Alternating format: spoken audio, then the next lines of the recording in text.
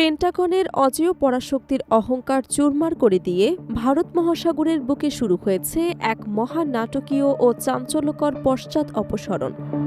দীর্ঘ ২৬৬ দিনের একটানা দুঃসহ অভিযান শেষে প্রায় ৫,০০০ মার্কিন সেনার জীবন বাঁচাতে মধ্যপ্রাচ্যের রণক্ষেত্র ছেড়ে যেন এক প্রকার পালিয়েই দেশে ফিরছে আমেরিকার অন্যতম অহংকার ও পরমাণু চালিত বিশাল বিমানবাহী রণতরী ইউএসএস আব্রাহাম লিঙ্কন।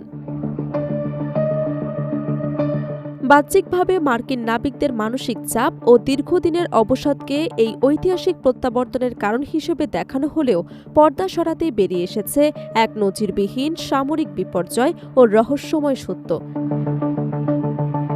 ঝিকে মেরে বউকে শেখানোর মতো কিছুদিন আগে বাহরাইনের একের পর এক ইরানের বিধ্বংসী ড্রোন ও ক্ষেপণাস্ত্র হামলার মূল কারণ তখন অনেকেই অনুধাবন করতে পারেনি। অবশেষে ইউএসএস আব্রাহাম লিঙ্কনের করুণ ও বিপর্যস্ত দুরবস্থার খবর সামনে আসতেই পুরো বিশ্ব রাজনীতির চোখ কপালে উঠেছে। খবরটি স্পষ্ট করে দিয়েছে যে মধ্যপ্রাচ্যের সমুদ্র সীমানায় মার্কিন নৌঘাঁটি ও রসদ সরবরাহ ব্যবস্থার প্রধান স্নায়ুকেন্দ্রে কতটা গভীরে আঘাত হেনেছিল ইরানি খামেনি সমর্থিত যোদ্ধারা। প্রকৃত ঘটনা হল বাহরাইনে অবস্থিত মার্কিন সামরিক বাহিনীর বিখ্যাত ও শক্তিশালী ফিফথ ফ্লিট বা পঞ্চম নৌবহরের সদর দফতরটি ছিল মধ্যপ্রাচ্যে অবস্থানরত ইউএসএস আব্রাহাম লিঙ্কনের মতো সুবিশাল রণতরীর সমস্ত খাবার, ঔষধ, গোলাবারুদ এবং জ্বালানির মূল রসদ কেন্দ্র। ইরানি ড্রোন ও মিসাইল হামলায় অত্যন্ত নিখুঁতভাবে এই সরবরাহ কেন্দ্রটি পুরোপুরি লণ্ডভণ্ড ও পঙ্গু করে দেওয়া হয়। ফলে মাঝ সমুদ্রে অবস্থানরত বিশাল মার্কিন এয়ারক্রাফট ক্যারিয়ারে হঠাৎ করে দেখা দেয় চরম খাদ্য ও পানীয়র হাহাকার। খাবার নেই, প্রয়োজনীয় চিকিৎসা নেই, নাবিকদের বিশ্রামের সামান্যতম সুযোগ নেই, আর অন্যদিকে সমুদ্রের বুকে যুদ্ধের তাণ্ডব থামার কোনো লক্ষণ নেই। এমন এক নরকতুল্য পরিস্থিতিতে টানা ৮.৫ মাসেরও বেশি সময় ধরে সমুদ্রের বুকে আটকে থেকে মানসিকভাবে ভেঙে পড়ে নাবিকরা। অবশেষে এই ভয়াবহ রসদ সংকট ও চূড়ান্ত বিপর্যয়ের মুখ থেকে নিজেদের জীবন বাঁচাতে ৫,০০০ বিধ্বস্ত সেনা ও মেরিন নিয়ে পিছু হটতে বাধ্য হচ্ছে super carrier USS Abraham Lincoln. আন্তর্জাতিক প্রভাবশালী গণমাধ্যম দ্য নিউ ইয়র্ক টাইমসের সাম্প্রতিক এক অনুসন্ধানী প্রতিবেদনে উন্মোচিত হয়েছে মার্কিন সমুদ্র ক্ষমতার এই অভূতপূর্ব ও করুণ কঙ্কালসার চিত্র। সেখানে স্পষ্টভাবে উল্লেখ করা হয়েছে যে মধ্যপ্রাচ্য, ইরান এবং তার মিত্রদের সাথে ওয়াশিংটনের যে সরাসরি ক্ষমতার লড়াই চলছে তার প্রথম দিকেই পেন্টাগন সবচেয়ে বড় ধাক্কাটি খায় বাহরাইনের নৌঘাঁটিতে। মধ্যপ্রাচ্য মার্কিন নৌবাহিনীর লজিস্টিক বা সামরিক রসদ সরবরাহের সবচেয়ে বড় ও নির্ভরযোগ্য ভরসাস্থল ছিল এই বাহরাইন ঘাঁটি। বহু বছর ধরে গড়ে তোলা এই অত্যাধুনিক অবকাঠামো থেকেই দ্রুততম সময়ে মার্কিন যুদ্ধজাহাজ, রণতরী ও বোমারু বিমানগুলোতে সমস্ত প্রয়োজনীয় সামরিক সরঞ্জাম ও খাদ্যদ্রব্য পৌঁছে দেওয়া হতো। কিন্তু ইরানের আকস্মিক ও বিধ্বংসী ক্ষেপণাস্ত্র এবং ড্রোন হামলায় বাহরাইন ঘাঁটির সরবরাহ ব্যবস্থার বড় অংশ যখন ধ্বংসস্তূপে পরিণত হয়, তখন পুরো মধ্যপ্রাচ্যের মার্কিন লজিস্টিক সাপ্লাই চেইন তাসের ঘরের মতো ভেঙে পড়ে। ফলে ইউএসএস আব্রাহাম লিঙ্কনের মতো সুবিশাল যুদ্ধজাহাজে নিয়মিত সরবরাহ বজায় রাখা ওয়াশিংটনের জন্য এক অলঙ্ঘনীয় চ্যালেঞ্জ হয়ে দাঁড়ায়। বাহরাইনের এই গুরুত্বপূর্ণ সরবরাহ কেন্দ্র ক্ষতিগ্রস্ত হবার পর পেন্টাগন বিকল্প অন্য কোনো পারস্য উপসাগরীয় বন্দর ব্যবহার করার চরম চেষ্টা করেছিল। কিন্তু ইরানের নিখুঁত ক্ষেপণাস্ত্রের নাগাল ও সম্ভাব্য নতুন হামলার মারাত্মক ঝুঁকিতে পারস্য উপসাগরের আর কোনো বন্দরকেই নিরাপদ মনে করতে পারেনি মার্কিন সামরিক বিশ্লেষকরা। বাধ্য হয়ে মধ্যপ্রাচ্যের যুদ্ধক্ষেত্র থেকে হাজার হাজার মাইল দূরে অবস্থিত ভারত মহাসাগরের ব্রিটিশ নিয়ন্ত্রিত ও অত্যন্ত গোপনীয় ডিয়েগো গার্সিয়া সামরিক ঘাঁটিকে বিকল্প রসদ কেন্দ্র হিসেবে বেছে নেয় ওয়াশিংটন।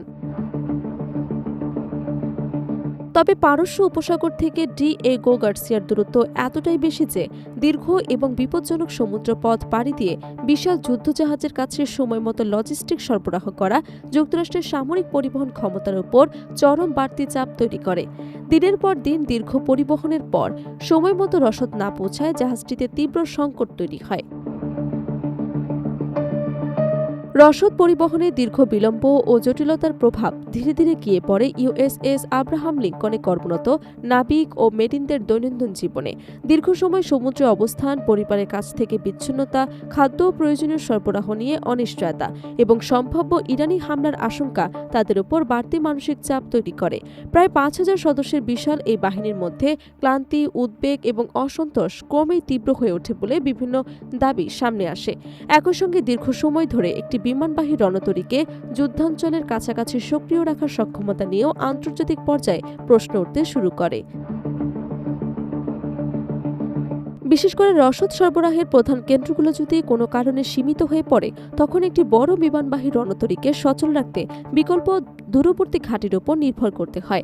এতে শুধু সরবরাহের সময় বাড়ে না, জ্বালানি, খাদ্য, গোলা বারুদ, রক্ষণাবেক্ষণ সামগ্রী এবং অন্যান্য প্রয়োজনীয় সরঞ্জাম পৌঁছাতেও অতিরিক্ত সময় ও অর্থ ব্যয় হয়। ফলে দীর্ঘমেয়াদী সামরিক অভিযানে একটি শক্তিশালী নৌবহরের সক্ষমতা শুধু অস্ত্র ও প্রযুক্তির উপর নির্ভর করে না, বরং নিরবচ্ছিন্ন লজিস্টিক ব্যবস্থার উপরও নির্ভরশীল হয়ে পড়ে। এই পরিস্থিতির মধ্যেই টানা ২৬৬ দিনের সামরিক অভিযানের ক্লান্তি আরও বড় বাস্তবতা হয়ে সামনে আসে। দীর্ঘদিন যুদ্ধক্ষেত্রের কাছাকাছি অবস্থান করা সেনা ও নাবিকদের জন্য শারীরিক ক্লান্তির পাশাপাশি মানসিক চাপও গুরুত্বপূর্ণ হয়ে ওঠে। প্রতিনিয়ত সম্ভাব্য হামলার আশঙ্কা, দীর্ঘ কর্মঘণ্টা এবং পরিবারের সঙ্গে সীমিত যোগাযোগ পরিস্থিতিকে আরও কঠিন করে তুলতে পারে।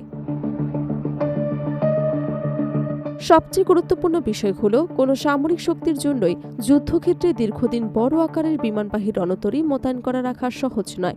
রণতরী যতই শক্তিশালী হোক, সেটিকে সচল রাখতে প্রয়োজন বিশাল পরিমাণ জ্বালানি, খাদ্য, খুচরা যন্ত্রাংশ, অস্ত্র এবং নিয়মিত রক্ষণাবেক্ষণ। তাই সরবরাহ ব্যবস্থায় বড় ধরনের বাধা তৈরি হলে সামরিক পরিকল্পনাতেও পরিবর্তন আনতে হয়। ইরানের কৌশলগত চাপ ও সম্ভাব্য সামরিক আঘাতের প্রেক্ষাপটে যুক্তরাষ্ট্রকে যদি শেষ পর্যন্ত মধ্যপ্রাচ্যে তার সামরিক উপস্থিতি পুনর্বিবেচনা করতে হয়ে থাকে, তাহলে সেটিকে শুধু যুদ্ধক্ষেত্রের ফলাফল হিসেবেই দেখা যাবে না। এর পেছনে রয়েছে দীর্ঘমেয়াদী রসদ ব্যবস্থাপনা, ঘাঁটি নিরাপত্তা, নৌবহরের রক্ষণাবেক্ষণ এবং সেনাদের মানসিক এবং শারীরিক সক্ষমতার মতো একাধিক বিষয়। অর্থাৎ এই ঘটনা প্রবাহ একটি গুরুত্বপূর্ণ সামরিক বাস্তবতার সামনে আনে। আধুনিক যুদ্ধে বিপুল অস্ত্র এবং প্রযুক্তি থাকাই যথেষ্ট নয়। একটি বড় বাহিনীকে দীর্ঘ সময় সচল রাখতে হলে প্রয়োজন নিরবচ্ছিন্ন সরবরাহ, নিরাপদ ঘাঁটি এবং শক্তিশালী লজিস্টিক নেটওয়ার্ক। আর সেই ব্যবস্থায় বড় ধরনের চাপ তৈরি হলে বিশ্বের অন্যতম শক্তিশালী সামরিক শক্তিকেও কৌশল পরিবর্তন করে পিছু হতে পারে। তবে এসব দাবির অনেকটাই যুদ্ধকালীন ও পক্ষভিত্তিক বর্ণনার উপর নির্ভরশীল হওয়ায় স্বাধীনভাবে যাচাইযোগ্য তথ্যের সঙ্গে মিলিয়ে দেখা জরুরি।